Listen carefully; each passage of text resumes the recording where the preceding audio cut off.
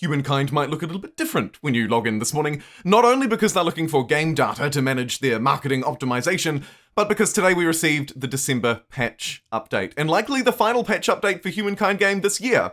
In this video, I've got some spliced up, edited content for you from the new patch, but more importantly, I'm going to be showing you some changes and talking through the entire patch notes. If you appreciate my research and very timely insights on this video, I would really appreciate a like rating. Anyway, these are the important changes, and I argue they sort of set the tone for this whole update in three parts. Firstly, changes to line of sight and combat. Secondly, avatars and events. And lastly, the AI. First up, I want to show you one of the big improvements to combat, and it's this one. Improved the way lines of sight are feedbacked in battle. What does that mean in plain English? Oh my goodness. Sweet, sweet relief. Take a look at this. This is a very simple example. The more into the game you get, the more developed units you use, the better it becomes. But take a look. Here, my two archers are getting ready to fight. Now, when I select an archer, red borders appear around the enemy if they are in range of me shooting. It might seem basic, it might seem straightforward, it might seem a long time overdue, but my goodness, does it make a difference.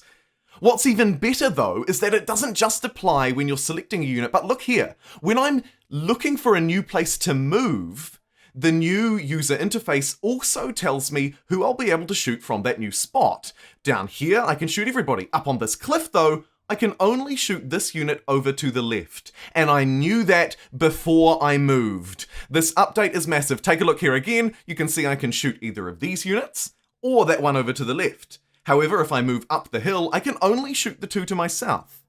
Watch as the red boundary disappears around that unit.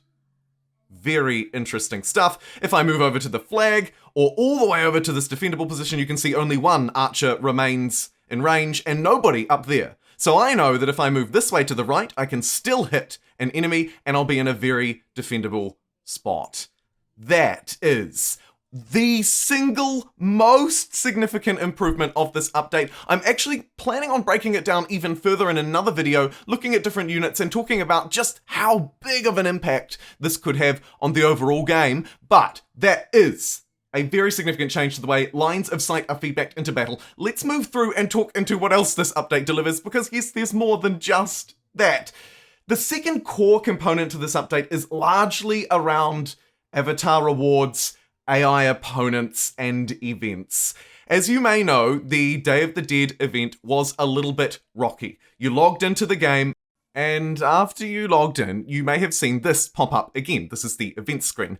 And over recent weeks, I personally completed the event and then had many occasions when I would log back in and the game would tell me I hadn't completed it, or I hadn't completed certain challenges.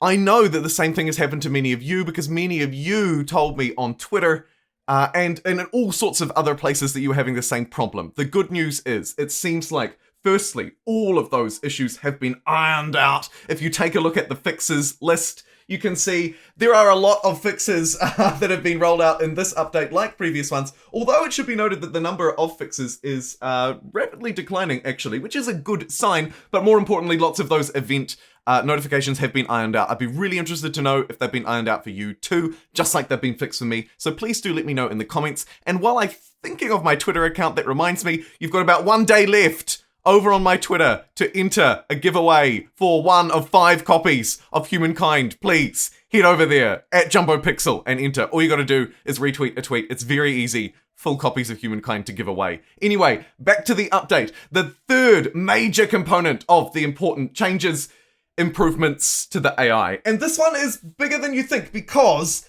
something like 95% of games are played in single player. So most of us, most of the time, are playing single player games. What has changed in the AI, you may be wondering? Let me tell you. It is their behaviors relating to how they claim territories. Their diplomacy and alliance creation behaviors have been changed. How they gather their fame, i.e. what they're prioritizing, what they're choosing to build over others has been changed. And finally, how they manage pollution has been changed. This, of course, is all set on the backdrop of improved AI changes to how they manage their armies, how they reinforce, how they bomb, and how they disembark. This is interesting. These are sweeping improvements to the AI across a huge number of territories. Of course, this will take time to test. We don't have all of the information of what this actually means, and we wouldn't expect it because we probably wouldn't be able to understand it anyway. At least the average layperson may not. We'll have to test this out to see what impact it will have. Last time they made these changes, they were noticeable. The AI noticeably improved last time they did this, in my opinion. I expect it will be the same this time. Anyway, let's move on and talk about some new changes and additions to the game. Some extra features, the extra for experts, if you will. There are a few to cover. First and foremost, something that we've been waiting for a long time, the Colorblind Assist edition of being able to choose from millions of colors rather than the default colors are in. Finally, you can choose from a whole host of colors when you're selecting the colors for an AI opponent. Improved game data flow, that doesn't mean a lot to us, really. More detailed tooltips on challenge rewards and the improvement of challenge visibility on the main menu. This is a good thing. The challenges are cool. It's fun to achieve the one city challenge, the never choose a culture challenge, the get a unit to get something like 25 kills for the MVP challenge. They're really fun. It's good to see those being brought to the front. And also a whole host of features and improvements to the G2G system. That is the forums. That is all so interrelated to our AIs and our personas. Finally, I would like to take us through some of the changes across the UI and the challenges system more broadly. The challenges system more broadly has seen a sort of a sweeping, mainly just bug fixes, to be fair. Bug fixes in the challenges system. I wasn't even aware that they were a thing, but they've been fixed. So if they were annoying you, there you go. But more importantly, I want to move down and talk about the last thing that they put on the patch notes list, and that is changes to the UI, because there are actually some doozies in here, believe it or not. Largely for me, it was fixing issues related to the turn symbol either incorrectly displaying, bugging out, or displaying twice.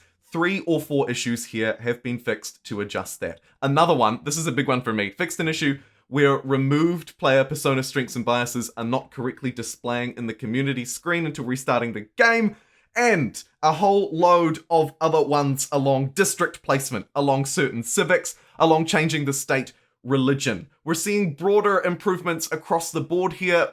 My interpretation, not only fixing single player, but also multiplayer as well. These improvements will impact multiplayer as well as single player, and that's a good thing for me to see. If I reflect broadly on the overall messages and the overall changes from this update to conclude this video, I believe this is a relatively small update. Probably the smallest update we've had for Humankind from release. However, I wouldn't let that fool us or scare us in any way.